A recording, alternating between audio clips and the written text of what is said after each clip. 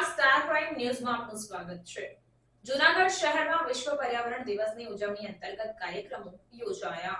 વિશ્વ પર્યાવરણ દિવસે જૂનાગઢ શહેરમાં ઉજવણી કરવામાં આવી હતી, જેમાં જૂનાગઢ આયુર્વેદિક કોલેજ ખાતે નિઃશુલ્ક રોપા વિતરણનું કાર્યક્રમ યોજાયું તેમજ જૂનાગઢ મ્યુઝિયમ ખાતે ચિત્ર સ્પર્ધાનું આયોજન કરવામાં આવ્યું હતું, જેમાં 45 જેટલા વિદ્યાર્થીઓએ સ્પર્ધામાં ભાગ લીધો હતો।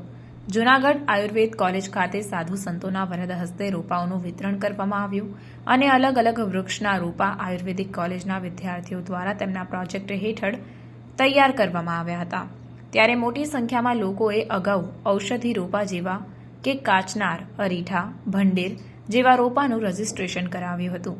આ રોપાના વિતરણ કાર્યક્રમને સફળ બનાવવા માટે ડોક્ટર આરતી રૂપાણી, ડોક્ટર સંજય પોપટ, ડોક્ટર ચંદ્રેશ પંડ્યા, કાર્તિક કેડિયા, શૈલેષ પંડ્યા સહિતનાઓએ આ રોપા વિતરણ કાર્યક્રમમાં જોડાયા હતા। તેમજ વિશ્વ પર્યાવરણ દિવસ નિમિત્તે જૂનાગઢ મ્યુઝિયમ ખાતે ચિત્ર સ્પર્ધાનું આયોજન કરવામાં આવ્યું હતું।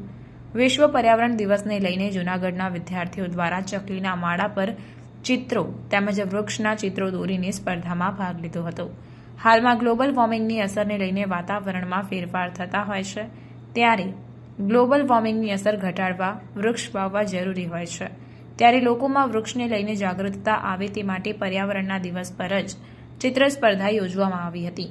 આ સ્પર્ધાને સફળ બનાવવા માટે મ્યુઝિયમના ક્યુરેટર ડોક્ટર સેફાલી અવસ્થી તેમજ મ્યુઝિયમના સ્ટાફ દ્વારા વિદ્યાર્થીઓ સાથે આ સ્પર્ધાનું આયોજન કરવામાં આવ્યું હતું।